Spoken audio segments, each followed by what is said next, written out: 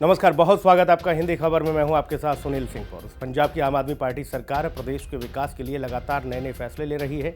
शहरी विकास और औद्योगिकीकरण को गति देने के लिए मुख्यमंत्री भगवंत सिंह मान की अध्यक्षता में पंजाब मंत्रिमंडल ने पंजाब एक समान भवन नियम को मंजूरी दे दी है और इसके अलावा लुधियाना नॉर्थ में नई सब तहसील बनाने और खेल विभाग में 100 से अधिक पदों को भरने की मंजूरी दी गई है।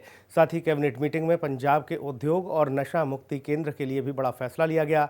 आम आदमी पार्टी की सरकार के 7 फैसलों से रंगला पंजाब बनाने के मिशन में कैसे तेजी आएगी, हिंदी खबर की ये स्पेशल रिपोर्ट के जरिए दिखाते हैं। 10 मार्च ਨੂੰ ਰਿਜ਼ਲਟ ਆਇਆ, ਮੋਦੀ ਸਰਕਾਰ ਬਣੀ ਤਾਂ ਪਹਿਲੇ ਭਾਸ਼ਣ 'ਚ ਕਿਹਾ ਸੀਗਾ ਹੁਣ ਸਰਕਾਰ ਪਿੰਡਾਂ 'ਚੋਂ ਸ਼ਹਿਰਾਂ 'ਚੋਂ ਤੇ ਕਸਬਿਆਂ 'ਚੋਂ ਚੱਲੂਗੀ। ਭਗਤ ਸਿੰਘ ਹੋਰਾਂ ਦੇ ਸੁਪਨਿਆਂ ਦੀ ਆਜ਼ਾਦੀ ਉਦੋਂ ਪੂਰੀ ਹੋਊਗੀ ਜਦੋਂ ਲੋਕਾਂ ਦੇ ਕੋਲੇ ਪੂਰਨ ਆਜ਼ਾਦੀ ਹੋਊਗੀ। ਹੁਣ ਆਪਾਂ ਕੋਸ਼ਿਸ਼ ਕਰ ਰਹੇ ਹਾਂ ਤੇ ਕੋਸ਼ਿਸ਼ਾਂ ਨੂੰ ਬੂਰ ਵੀ ਪੈ ਰਿਹਾ।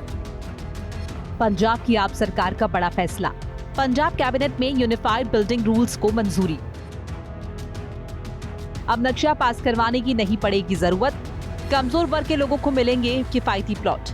डेराबस्सी में बनेगा ईएसआई अस्पताल। पंजाब की आम आदमी पार्टी सरकार प्रदेश को रंगला पंजाब बनाने के मिशन में जुटी हुई है। सड़क से लेकर शिक्षा और स्वास्थ्य तक जनता की हर मूलभूत जरूरत को पूरा करने में जुटी है आप सरकार। इसी क्रम में चंडीगढ़ स्थित सीएम आवास पर पंजाब सरकार की बैठक में कई अहम फैसलों पर विचार किया गया। पंजाब कैबिनेट की बैठक में यूनिफाइड बिल्डिंग रूल्स को मंजूरी दी गई। डेराबस्सी में 100 बेड का ईएसआई अस्पताल खोलने की मंजूरी। बरनाला नगर काउंसिल को नगर निगम के रूप में अपग्रेड किया गया। स्पोर्ट्स मेडिकल कैडर में 100 पदों पर भर्ती होगी। नशा मुक्ति केंद्रों के नियमों में संशोधन किया गया। इंडस्ट्री की डिमांड पर बैंकिंग में 5 लाख की कैंपिंग की गई। भव्य होगा गुरु तेग बहादुर का शहीदी समारोह। ਲੁਧਿਆਣਾ ਦੇ ਵਿੱਚ ਇੱਕ ਨਵੀਂ ਸਬ ਤਹਿਸੀਲ ਬਣਾਉਣ ਦੀ ਪ੍ਰਵਾਨਗੀ ਦਿੱਤੀ ਗਈ ਹੈ। ਲੁਧਿਆਣਾ ਨਾਰਥ ਉਹਦੇ ਵਿੱਚ 4 ਪਟਵਾਰ ਸੈਕਟਰ ਨੇ ਜਿਹੜੇ ਉਹਦੇ ਵਿੱਚ ਸ਼ਾਮਲ ਕੀਤੇ ਗਏ ਨੇ। ਕਾਨੂੰਗੋ ਦੀ ਇੱਕ ਕਾਨੂੰਗੋ ਸੈਕਟਰ ਹੈ ਤੇ 7 ਤੋਂ 8 ਪਿੰਡ ਨੇ। ਉਹਨਾਂ ਨੂੰ ਲੋਕਾਂ ਨਾਲ ਸਲਾਹ ਕਰਕੇ ਹੀ ਉਹਨਾਂ ਦੀ ਰਾਏ ਲੈ ਕੇ ਇਹ ਕੀਤਾ ਗਿਆ ਤੇ ਇੱਕ ਸਬ ਤਹਿਸੀਲ ਜਿਹੜੀ ਹੈ ਲੁਧਿਆਣਾ ਨਾਰਥ ਬਣਾਈ ਜਾ ਰਹੀ, ਜਿੱਥੇ ਇੱਕ ਨਾਇਬ ਤਹਿਸੀਲਦਾਰ ਬੈਠਿਆ ਕਰਨਗੇ ਤਾਂ ਕਿ ਲੋਕਾਂ ਨੂੰ ਜਿਹੜੀ ਹੈ ਆਪਣੇ ਕੰਮ ਕਰਾਉਣ ਦੇ ਵਿੱਚ ਸੌਖ ਹੋ ਜੇ। ਨੰਬਰ 3 ਤੇ ਹੈਗਾ ਜੀ ਬਰਨਾਲਾ ਜਿਹੜੀ ਨਗਰ ਕੌਂਸਲ ਹੈ ਉਹਨੂੰ ਨगर निगम वजों कारपोरेशन वजों। पंजाब सरकार की बैठक में वैसे तो कई फैसले लिए गए, लेकिन उसमें सबसे खास रहा लुधियाना में एक नई सब तहसील बनाने का फैसला।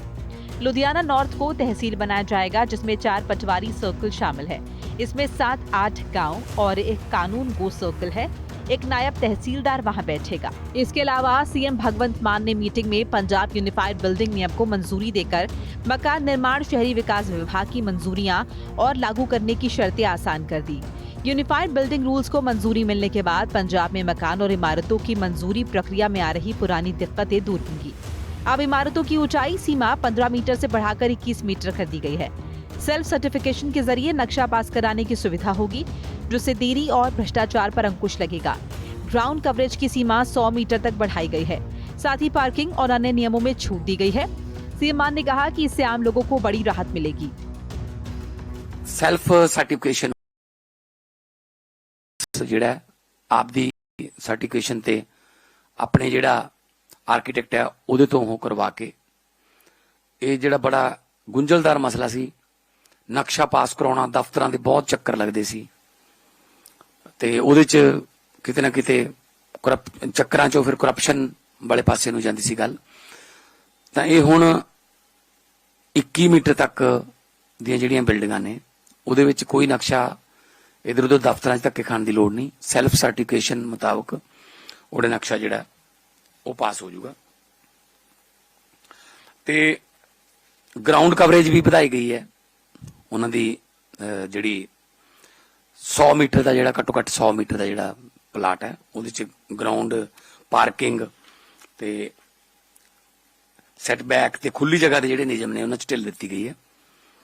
ते ਸਿੰਗਲ ਯੂਨੀਫਾਈਡ ਫਰੇਮਵਰਕ ਦੇ ਵਿੱਚ ਤੇ ਉਹਦੇ ਚ ਆਰਥਿਕ ਤੌਰ ਤੇ ਕਮਜ਼ੋਰ ਵਰਗਾਂ ਨੂੰ ਕਿਫਾਇਤੀ ਤੇ ਕਿਰਾਏ ਤੇ ਮਕਾਨਾਂ ਦੀ ਵਿਵਸਥਾ ਜਿਹੜੀਆਂ ਨੇ ਉਹ ਵੀ ਸ਼ਾਮਲ ਕੀਤੀ ਗਈ। रंगला पंजाब के मिशन पर काम कर रही पंजाब की आप सरकार ने एक और नगर निगम बनाने की मंजूरी दे दी है। मुख्यमंत्री भगवंत सिंह मान ने बरनाला नगर काउंसिल को नगर निगम के रूप में अपग्रेड करते हुए कहा कि नगर काउंसिल निगम की सभी शर्तों को पूरा करती है। वहां की जनसंख्या और जीएसटी कलेक्शन भी ज्यादा है।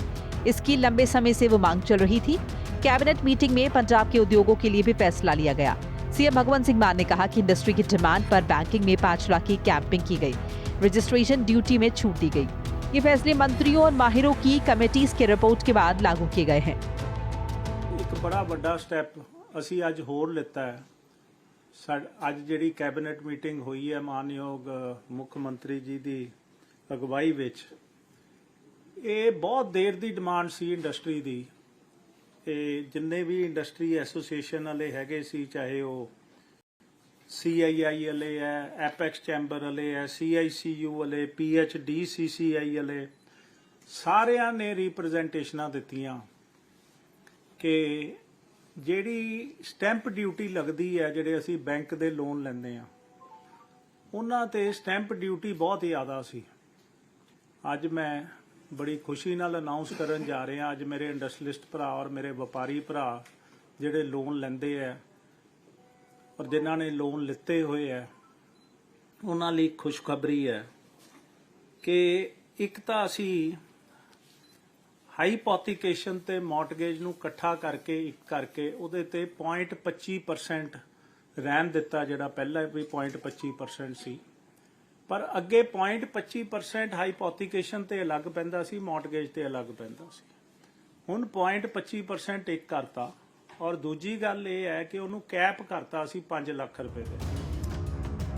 पंजाब सरकार से मंजूरी मिलने के बाद डेराबस्सी में 100 बेड का ESI अस्पताल बनाया जाएगा।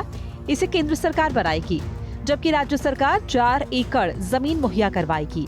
ये फैसला औद्योगिक क्षेत्र के मजदूरों के लिए स्वास्थ्य सुविधाएं बढ़ाएगा। पंजाब सरकार ने खेलों को बढ़ावा देने और युवाओं को नशे से दूर रखने के लिए कई ठोस कदम उठाए हैं। नई खेल नीति के तहत खिलाड़ियों को अंतर्राष्ट्रीय सुविधाएं और वित्तीय सहायता मिल रही है। गांव और कस्बों में नए खेल के मैदान तैयार किए जा रहे हैं। साथ ही खिलाड़ियों को सरकारी नौकरी और वित्तीय इनाम देकर भी उन्हें प्रोत्साहित किया जा रहा है। कैबिनेट बैठक में भी पंजाब सरकार ने खेलों को लेकर कई अहम फैसले किए। पंजाब स्पोर्ट्स मेडिकल कैडर में 100 पदों पर भर्ती के लिए पोस्ट क्रिएट की गई। ग्रुप A, B और C के ये पद कॉन्ट्रैक्ट पर भरे जाएंगे। इनमें डॉक्टर और अन्य स्टाफ शामिल होंगे, जिन्हें 3 साल के कॉन्ट्रैक्ट पर रखा जाएगा। पटियाला, फरीदकोट, जालंधर, अमृतसर और होशियारपुर जैसे खेल केंद्रों वाले जिलों को इससे लाभ मिलेगा। खिलाड़ियों को होने वाली इंजरी में ये मदद करेगा। पंजाब की आप सरकार राज्य में खेल को बढ़ावा देने के लिए बड़ी योजना भी बना रही है। इसके तहत 3100 नए स्टेडियम बनाए जाएंगे, जिन पर 1194 करोड़ रुपए खर्च होंगे। यह योजना युवाओं को खेल में आगे बढ़ने का अवसर देगी और नशे जैसी बुराइयों से दूर रखेगी।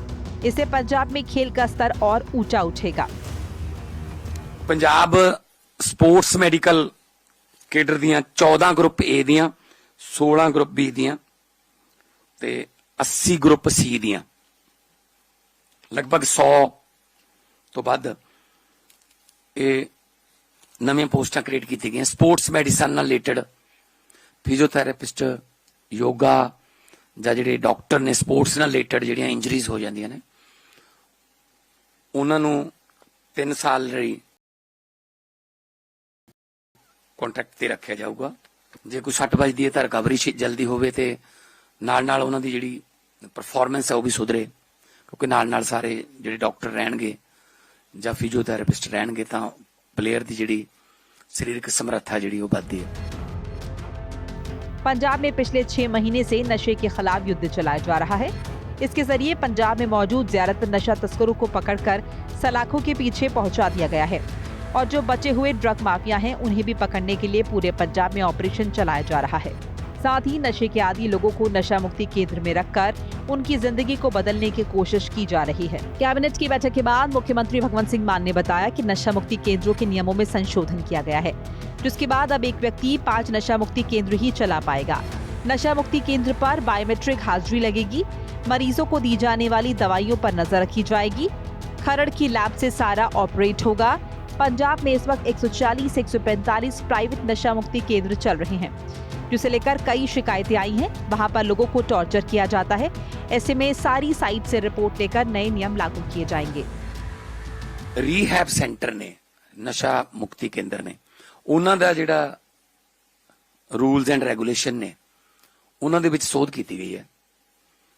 ਇੱਕ ਤਾਂ ਹੁਣ ਅੱਜ ਕਿਸੇ ਕੋਲ 20 ਵੀ ਨੇ ਪ੍ਰਾਈਵੇਟ, ਕਿਸੇ ਕੋਲ 22 21 ਵੀ ਨੇ, ਇੱਕ ਤਾਂ 5 ਤੇ ਲਿਆਂਦਾ ਜਾਊਗਾ ਉਹਨੂੰ, ਤੇ ਨਾਲ ਬਾਇਓਮੈਟ੍ਰਿਕ ਹਾਜ਼ਰੀਆਂ ਲੱਗਣਗੀਆਂ। ਜਿਹੜੀ ਉੱਥੇ ਦਵਾਈ ਦਿੱਤੀ ਜਾਂਦੀ ਹੈ ਉਸ ਦਵਾਈ ਦੀ ਚੈੱਕਅਪ, ਉਸ ਦਵਾਈ ਦਾ ਸਰਟੀਫਿਕੇਸ਼ਨ, ਡਿਸਟ੍ਰੀਬਿਊਸ਼ਨ, ਉਹ ਸਾਰੀ ਸਰਕਾਰ ਦੇ ਦੇਖ ਰੇਖ ਚ ਹੋਊਗੀ। ਹੁਣ ਤੱਕ ਉਸ ਨਾਲ ਸੰਬੰਧਿਤ ਕੋਈ ਰੂਲ ਹੈ ਨਹੀਂ। ਕਿਸੇ ਨੂੰ ਕਿੰਨੀ ਵੀ ਦਵਾਈ ਦੇ ਦਿੰਦੇ ਨੇ, ਉਹ ਮਿਸਯੂਜ਼ ਵੀ ਹੋਈਆਂ ਕਈ ਦਵਾਈਆਂ ਕਿ ਉਹ ਬਾਹਰ ਵੇਚ ਦਿੰਦੇ ਆ ਜਾਂ ਵਟਐਵਰ। ਤਾਂ ਜਿਹੜੀ ਖਰੜ ਦੀ ਸਾਡੀ ਲੈਬ ਹੈ ਉੱਥੋਂ ਇਹ ਸਾਰਾ ਆਪਰੇਟ ਹੋਊਗਾ। ਤੇ ਜਿਹੜੇ ਜਿੰਨੇ ਵੀ 140 ਤੋਂ 145 ਦੇ ਕਰੀਬ ਰੀਹੈਬ ਸੈਂਟਰ ਪ੍ਰਾਈਵੇਟ ਚੱਲਦੇ ਨੇ, ਤੇ ਉਹਨਾਂ ਨੂੰ ਤਾਂ ਕਿ ਇਹਨਾਂ ਕੇਂਦਰਾਂ ਨੂੰ, ਜਿਹੜੇ ਰੀਹੈਬ ਸੈਂਟਰ ਨੇ, ਨਸ਼ਾ ਛੁਡਾਊ ਕੇਂਦਰ ਨੇ, ਇਹਨਾਂ ਦੇ ਨਿਯਮਾਂ ਨੂੰ ਮਜ਼ਬੂਤ ਕਰਕੇ ਤੇ ਓਟ ਕਲੀਨਿਕ ਵੀ ਇਹਦੇ ਵਿੱਚ ਆ ਜਾਣਗੇ ताकि नियमित किया जा सके। पंजाब सरकार की एक महीने में ये दूसरी कैबिनेट बैठक है। इससे पहले 13 अक्टूबर को भी पंजाब कैबिनेट की मीटिंग हुई थी, जिसमें मेगा हाउसिंग प्रोजेक्ट को 5 साल का वन टाइम एक्सटेंशन और ई ऑक्शन पॉलिसी में बदलाव समेत कई अहम फैसले लिए गए थे। उस मीटिंग में हर वर्ग का ख्याल रखा गया था और बाढ़ से निपटने की स्ट्रैटेजी भी बनी थी। और इस बार पंजाब सरकार ने जनता को फायदा पहुंचाने वाले अहम फैसले लिए हैं। साथ ही पंजाब को बदनाम करने वालों पर कड़ा प्रहार किया है।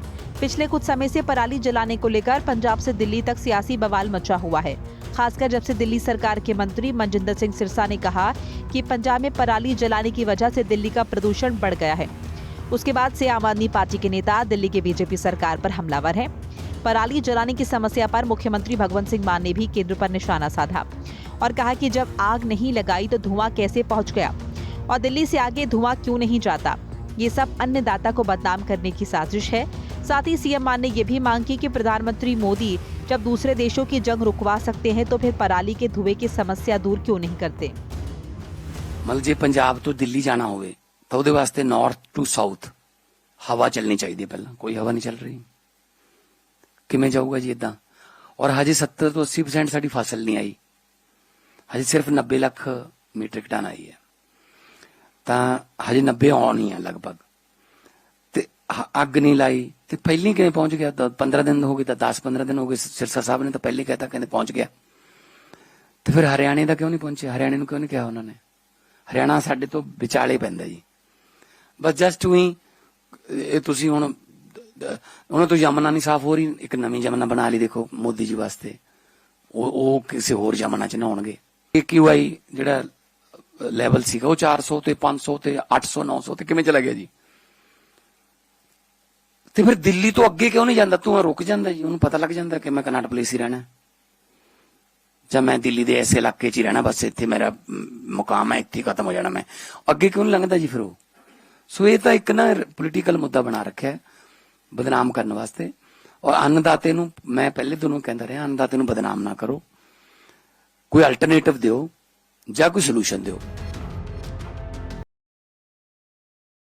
के लिए सिविल प्रशासन और पंजाब पुलिस की तरफ से किए जा रहे लगातार और सक्रिय प्रयासों की वजह से इस साल पंजाब में पहले के 2 साल की तुलना में खेतों में पराली जलाने की घटनाओं में तकरीबन 4 गुना कमी दर्ज की गई है।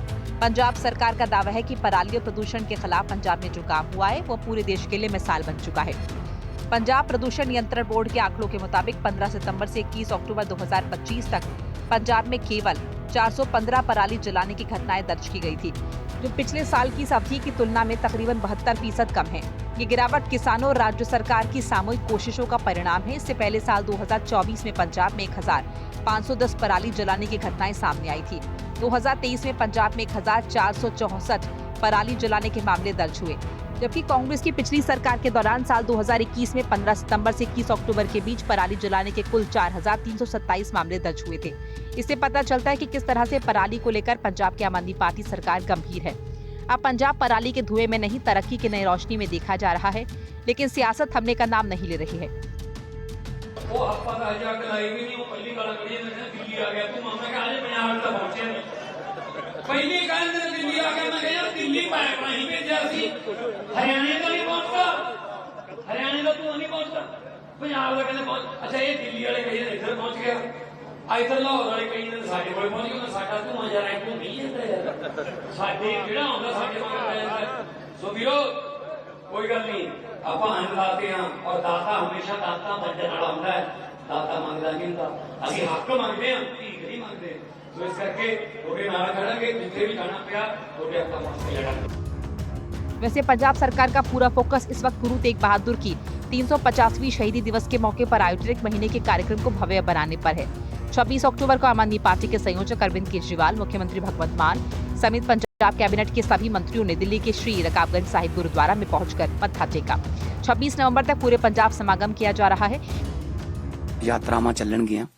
ਗੁਰੂ ਸਾਹਿਬ ਜਿਨ੍ਹਾਂ ਜਿਨ੍ਹਾਂ ਪਿੰਡਾਂ ਦੇ ਵਿੱਚ ਜਾਂ ਜਿਨ੍ਹਾਂ ਜਿਨ੍ਹਾਂ ਥਾਵਾਂ ਤੇ ਉਹਨਾਂ ਦੀ ਚਰਨ ਛੋਹ ਪ੍ਰਾਪਤ ਧਰਤੀ ਹੈ, ਉੱਥੇ ਅਦੁੱਤੀ ਕੀਰਤਨ ਸਮਾਗਮ, ਦੀਵਾਨ ਔਰ ਲੇਜ਼ਰ ਐਂਡ ਸਾਊਂਡ ਸ਼ੋ, ਜਿਹੜੇ ਕਿ ਗੁਰੂ ਸਾਹਿਬ ਦੀ ਜੀਵਨੀ ਬਾਰੇ ਭਾਈ ਸਤੀਦਾਸ, ਭਾਈ ਮਤਦਾਸ, ਭਾਈ ਦਿਆਲਾ ਜੀ ਉਹਨਾਂ ਦੀ ਸ਼ਹਾਦਤਾਂ ਬਾਰੇ ਜਿਹੜੇ ਚਾਨਣਾ ਪਾਉਣਗੇ।